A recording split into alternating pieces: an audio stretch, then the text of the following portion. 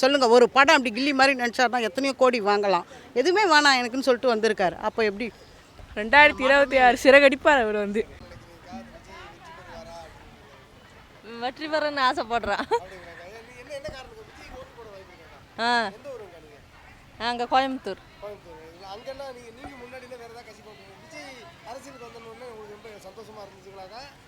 சந்தோஷம்தான். போடுவோம். இப்போ வரைக்கும் எம்ஜிஆர் சாகர வரைக்கும் போட்டோம். அப்புறம் ஜெயலலிதாவுக்கு போட்டோம். இப்போ வேணா அவருக்கு போடுறோம். விஜய்க்கு. சரி, அப்ப அடுத்து எம்ஜிஆர் இருப்பாரா? விஜய் இருப்பார். நன்றிமா. விஜய் அரசியல் வந்திருக்காங்க, அது உங்களுக்கு பிடிச்சிருக்குதா? பிடிக்கல? பிடிச்சிருக்குதா? சரி, உங்களுக்கு எத்தனை வயசு ஆயிருக்கு? 20 வயசு ஆச்சு. இந்த தடவை யாருக்கு ஓட்டு போடுவீங்க? விஜய் தான். விஜய் வந்து அரசியலுக்கு வந்திருக்காரு, எப்படி பார்க்குறீங்க?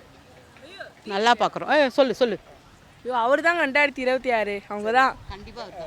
ஆனால் எல்லாரும் வந்து இவருக்கு இதெல்லாம் தேவையே இல்லை, பேசாம படமே நடிச்சுக்கிட்டு இருந்திருக்கலாம் அப்படின்லாம் சொல்றாங்க. என்னடா பார்ப்பாங்க? பதில் சொல்றேன். அவர் தான் அடுத்த வாட்டி எங்களுக்கு தேவை. மாற்றம் தேவை எங்களுக்கு தமிழ்நாட்டுக்கு. கண்டிப்பாக. இல்லை, இந்த நடிகர்கள்லாம் அந்த மாதிரி கூட அதில் யார் ஃபேன்ரா நீ? நான் விஜய் ஃபேன். விஜய் ஃபேன். எந்த ஊர்ல இருந்து வந்திருக்குப்பா? நம்மாழ்வார்பேட் ஓட்டேரி சென்னை. கூட்டணி யாரு கூட வைக்காம அவர் மட்டும் தனிச்சு நின்று பண்ணா கரெக்டா இருக்கும். 2026 முதல்வரா எதிர்க்கட்சி தலைவர் ஆகணுமா? முதல்வராக வந்தாதான் அவருக்கு கரெக்டா இருக்கும். ஏங்க இமயத்தெல்லாம் தாண்டி போனவர் இப்போ எதுவுமே வானான்ட்டு கட்சிக்கு வந்திருக்காருன்னா அப்போ அந்த எந்த போஸ்டிங்கில் அவங்க உட்காரணும்? சொல்லுங்கள். ஒரு படம் அப்படி கில்லி மாதிரி நினச்சாருனா எத்தனையோ கோடி வாங்கலாம். எதுவுமே வேணாம் எனக்குன்னு சொல்லிட்டு வந்திருக்காரு. அப்போ எப்படி எதிர்கட்சி தலைவராக இருந்தால் நம்ம ஒத்துப்போமா? ஒத்துப்பீங்களா? 2026 முதல்வர் ஆக்கிடலாம் நினைக்கிறீங்களா? பார்ப்போம்.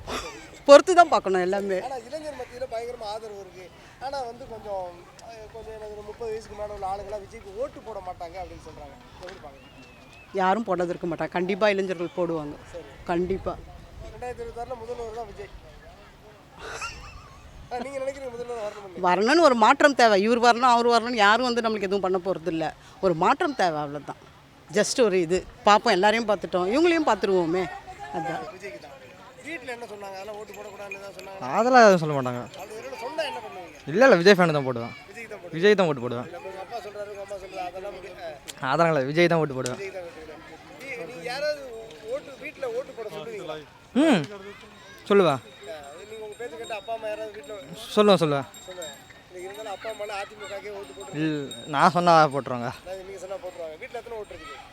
அப்பா அம்மா 2 பேரும் ஓட்டுக்குது. அம்மா நீங்கள் 2 ஓட்டு இருக்குது. அவர் சமூகத்துக்கு ஏதாவது செய்யணும்னு நினச்சி வராரு. அவரை வரவேற்கிறோம், பாராட்டுறோம்.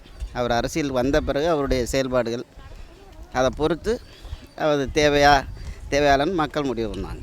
இளைஞர் மத்தியில் பெரிய ஒரு வரவேற்பு இருக்குது. ஆமாம், ஒரு 18-20 வயசுக்குள்ளே இருக்கிறவங்க நிறைய எதிர்பார்க்குறாங்க. அவர்கிட்டேருந்து நிறைய எதிர்பார்க்குறாங்க. அந்த மாற்றத்திற்கான தலைவராக விஜய் வருவாருன்னு நம்பலாம். நிச்சயமாக இருக்கலாம். இல்லை, ரொம்ப பேர் என்ன சொல்கிறாங்க, இந்த வயசானவங்க தான் இன்னும் திமுகன்னு இருக்காங்க. இளைஞர்கள்லாம் வந்து அந்த மாதிரி இல்லை, புதிய தலைவர்களை தேடுறாங்க. அந்த தேடுற தலைவராக விஜய் இருப்பார்னு நினைக்கிறீங்க? எதிர்பார்க்குறாங்க, நம்பிக்கையாக நினைக்கிறாங்க. அவர் இப்போ தான் வந்திருக்கார். அவர் வந்த பிறகு அவருடைய செயல்பாடுகள், மக்களுக்கான திட்டங்கள் என்ன முன்வைக்கிறாருங்கிற பொறுத்து தான் நாம் அதை முடிவு பண்ண முடியும்.